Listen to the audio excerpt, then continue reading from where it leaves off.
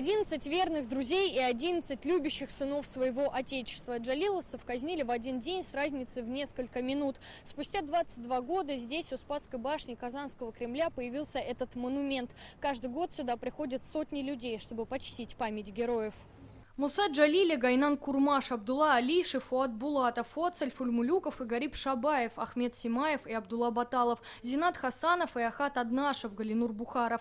Оказавшись в немецком плену, они организовали подпольную работу легиона Идель-Урал и начали массовую антифашистскую агитацию. И сегодня мы как никогда все вместе понимаем, сколь важным, сколь значимым был подвиг Мусы Джалиля, был подвиг советского народа в борьбе с фашизмом, как нужно быть всем вместе, как нужно жить в той всепоглощающей, всеобъемлющей любви и созидании, о которой писал Джалиль.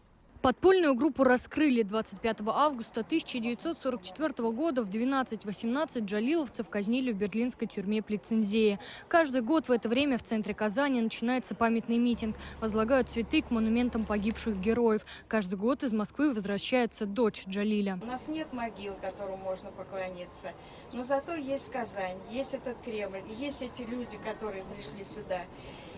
И я благодарна всем за то, что приходите. И я надеюсь, что еще многие поколения будут помнить об этом. Это герой нашего всего многонационального российского народа.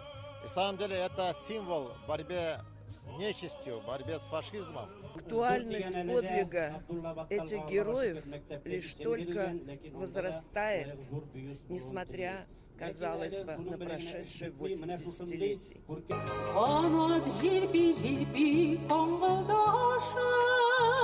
На митинге звучали произведения Джалиля, стихи его соратников.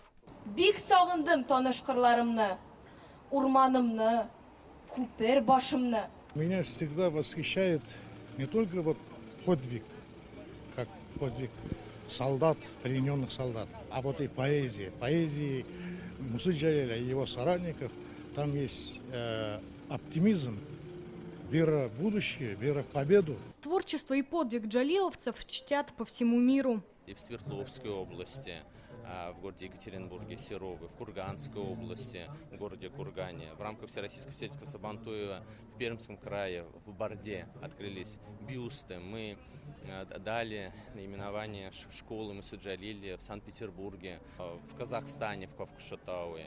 В Кыргызстане, в городе Бишкеке открыли бюстик. В этом году со дня гибели поэта-героя исполнилось 80 лет. Памятные мероприятия прошли по всему Татарстану. Алена Струминская, Ильдар Софиуллин, Даниил Филатов, ТНВ, Казань.